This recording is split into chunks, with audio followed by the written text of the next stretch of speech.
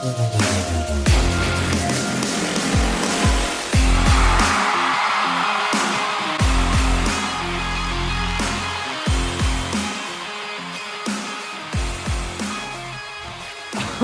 man, oh goodness, where do I even go from here, huh?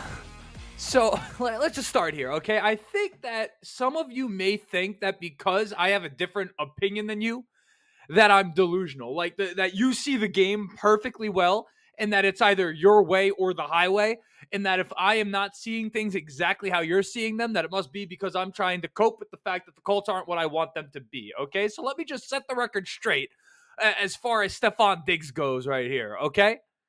Obviously, him being on the Texans isn't ideal for the Colts. It is anything but ideal for the Indianapolis Colts that the Texans have Stefon Diggs. In fact, I would say that it makes the Texans the easy favorites for the AFC South, albeit about 5 months out from the season. Of course, don't tell Jaguars fans that because they're in the middle of a dynasty. If you ask any of their fans, the Texans, as it currently stands, have to be the favorites pre-draft for the AFC South. But you look at what the Texans have been able to do, and not only is it impressive what the Texans have pulled off in the past couple of years, but it's essentially the polar opposite of what the Colts have done. Now, do understand, Texans fans can thank Deshaun Watson and his promiscuous ways for what we see here in front of us today, because the draft haul that they got for Deshaun Watson was so biblical from the Cleveland Browns that it has set them up for years and years to come. It's allowed them to get the 2 first-rounders that they had last year, or really allowed them to have 2 first-rounders. Obviously, they already had one.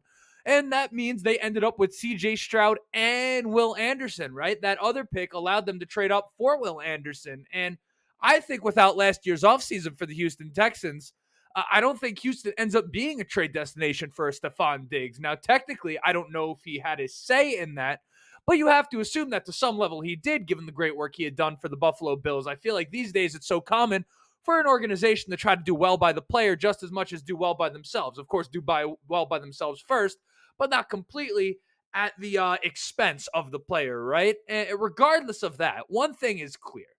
The Texans want a Super Bowl this season. They're not trying to build up to one. The Texans are trying to win right now. And I know that everyone thinks that that is just the way to go, and I'm not saying it's not. But what I am saying is that we've seen that approach work both ways, right? We've seen a team like the Rams pull this off really well.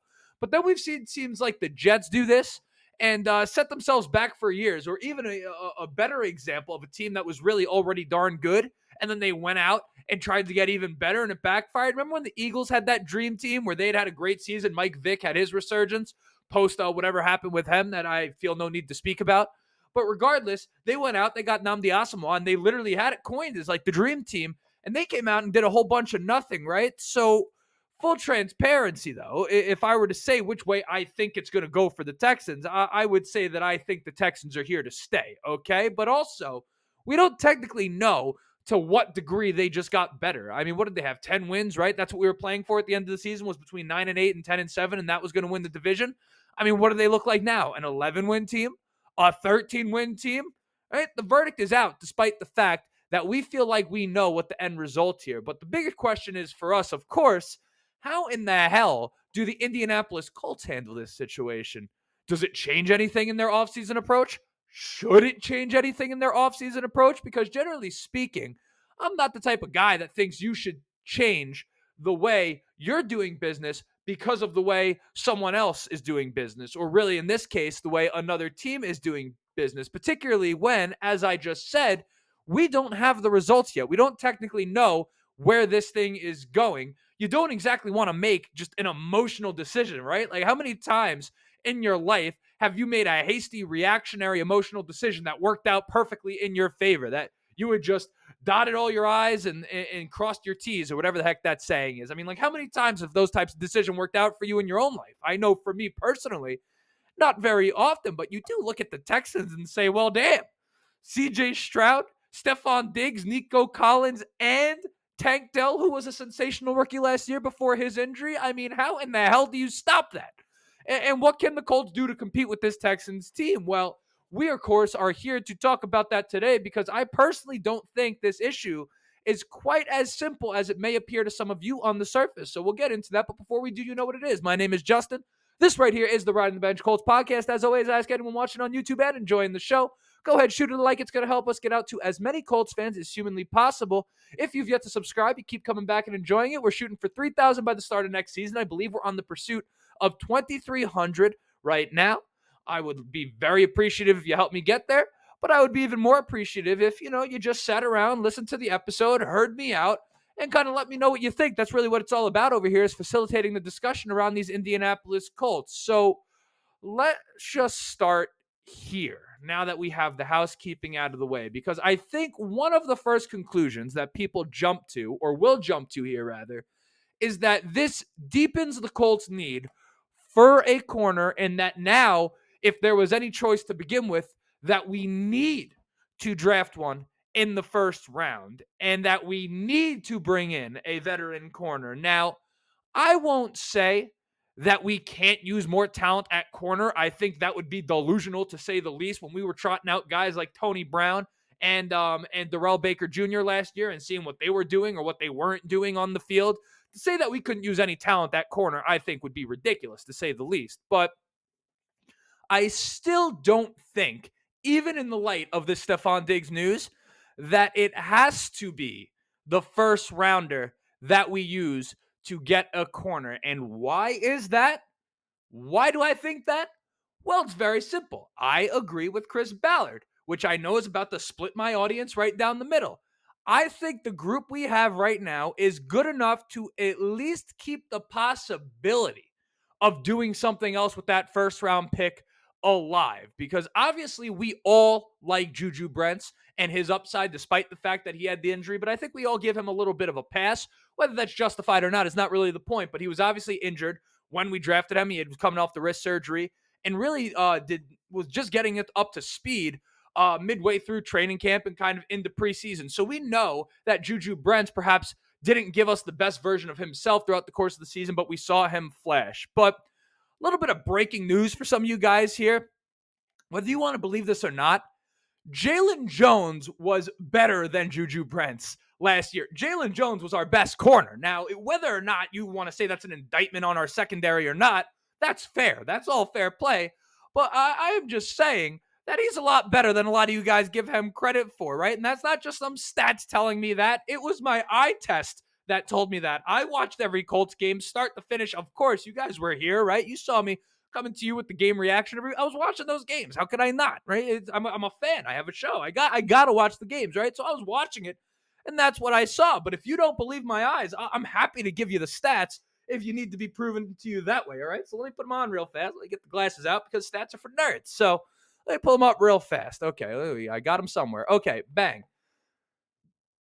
When you talk about receiving yards per coverage snap, which, by the way, is a very, very simple, this is like a somewhat of an advanced analytic, if you will, but not all that advanced, even for someone like me who stinks at math, okay? Yards per coverage snap allowed by a corner is as simple as this. You take the amount of snaps they played and you divide it by the amount of yards they allowed. What if I told you that Jalen Jones was literally the sixth best in that statistic in all of football, behind only guys like Jalen Johnson, Sauce Gardner, Patrick Peterson, Michael Carter II, who in all fairness is a little bit of an outlier, but was a good player for the Jets nonetheless, Joey Porter Jr., and .01 behind L'Jarius Sneed. So actually my math's off. He was number 7, okay? Sue me, okay? He allowed .72 yards per coverage snap. That's .01 behind L'Jarius Sneed. That's ahead of guys like Tariq Woolen, Devin Witherspoon, Kendall Fuller. Now, that's not the be-all, end-all stat, okay? But what if I also told you that that's the 4th lowest for a rookie corner in the past decade? In the past decade, right? Now, listen, 2 of those 3 guys were this past season. Sauce Gardner, Joey Porter Jr., and Jalen Jones, okay? Is that terrible? Is that a terrible stat? Does that look bad for Jalen Jones? Now, listen, he was not perfect, okay? When he was targeted, he was averaging a 108.5 passer rating. So quarterbacks had a level of success against him, but he also wasn't targeted that often. What's one of the things I always said during the season here? At corner, generally speaking, one of the signs of a good corner is, do you see him on your screen often? Sometimes if you don't see a guy on your screen very often, he actually is doing a good job, right? So with that considered, also take into account that Jalen Jones allowed less yards after catch than every single corner in the game of football last year. Only 57 total yards allowed after the catch. I'm not talking just rookies. I'm talking amongst all regular starters in the NFL. Jalen Jones, the 7th-round pick, who you all think is a bum and is definitely going to lose the job to whoever we bring in. That guy allowed less yards after the catch than any corner that was starting in the entire NFL and was 7th in the league in yards allowed per coverage snap. All I'm saying, what I'm not saying is that he's elite. What I'm not saying is that we don't need competition there.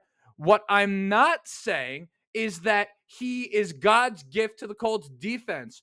All I'm saying is that he's better than you think he is. Not that we should neglect the position, but that Jalen Jones is better than you think he is. And listen, this episode is not meant to be a defense of Jalen Jones, but at the same time, for whatever reason, I feel this guy is getting dragged through the mud by a lot of Colts fans and people that are also, may I add, behind the microphone speaking. Don't give Jalen Jones his due. And all I'm saying is he ain't that bad. That's my only point, okay?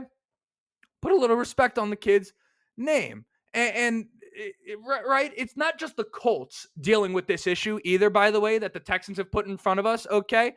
The reality is that there's not a single secondary in football that matches up favorably with a tandem like the Texans just put together. That is the best group of wide receivers, at least on paper, in the entire NFL. It just is what it is. There is no secondary, even like the best one in the game, that can't get torched by them on any given Sunday, right? There's no defense in all football that if you put them against the Texans 17 times is going to do a great job against that group over half of those times, okay? So this is an issue that the entire league is dealing with. It's not just the Colts. So, Justin, what's your point? What's your point here, Justin? What is the entire point, right? Because you haven't really even answered the title of the episode yet. All right, I'll get there. Here's my take on this entire situation. There is not a damn thing that the Colts can do in the secondary at all. There's nothing they could have done. Not even L'Jarius Sneed, okay? Because the Titans, for those of you who don't know, paid him more money than the Colts had available to pay him, okay? There is nothing the Colts can do in the secondary that is going to make us look at C.J. Stroud, Stefon Diggs, Nico Collins, and Tank Dell and be like, yep, what we have is going to work, right? There's nothing that you can do that you're going to walk into Sunday feeling good about your secondary's chances against those receivers. And in this league where the offense is always favored by the referees, there's just no world where we end up with a secondary good enough here. And it's because of that I think there are actually two possible solutions to this problem that, one, you may not be considering, and two, perhaps may even be more realistic, achievable, and dare I say effective in dealing with the Texans. So, and both of them, by the way, involve fading a corner in round one. So spoiler alert, time for you to get mad in the comment section, right?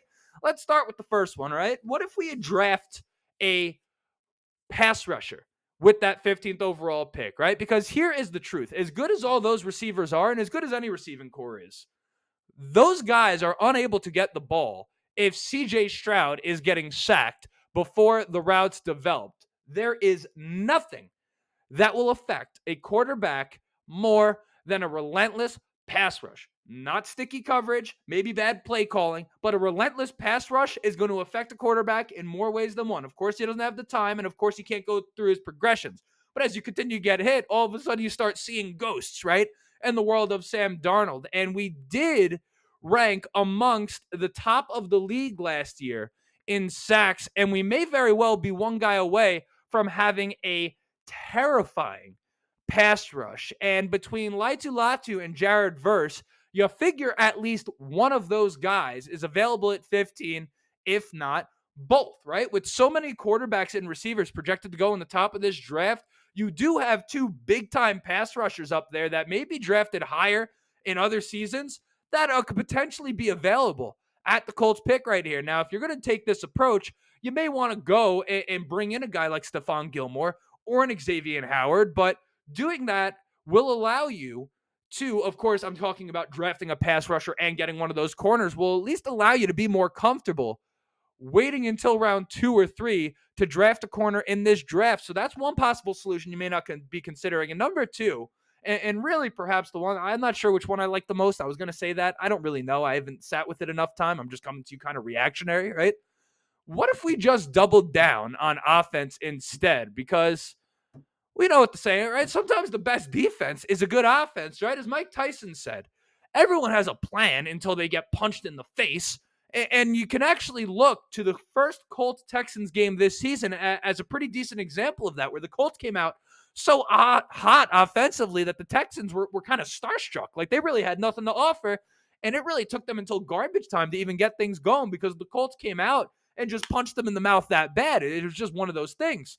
So, I mean, if we were to add a guy like a Adonai Mitchell or a Brian Thomas, who I don't like as much for whatever reasons they are, of course, in the description, you could go ahead and see what I think about the rookie wide receivers if you've yet to do that.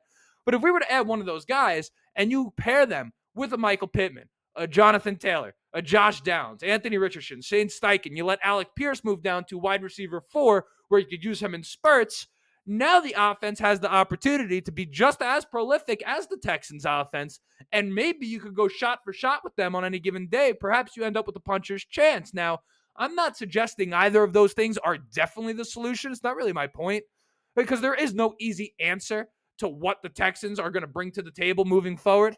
All I'm saying is that there's more than one way to look at this type of thing, and sometimes the best way to counteract a prolific passing game isn't just to have a great secondary. There's other ways to look at that type of thing, and I'm curious what you guys think. But with that, that's kind of everything, and you know, we're done for the day. So until next time, my name is Justin. This right here was the Riding the Bench Colts podcast, and as always, go Colts.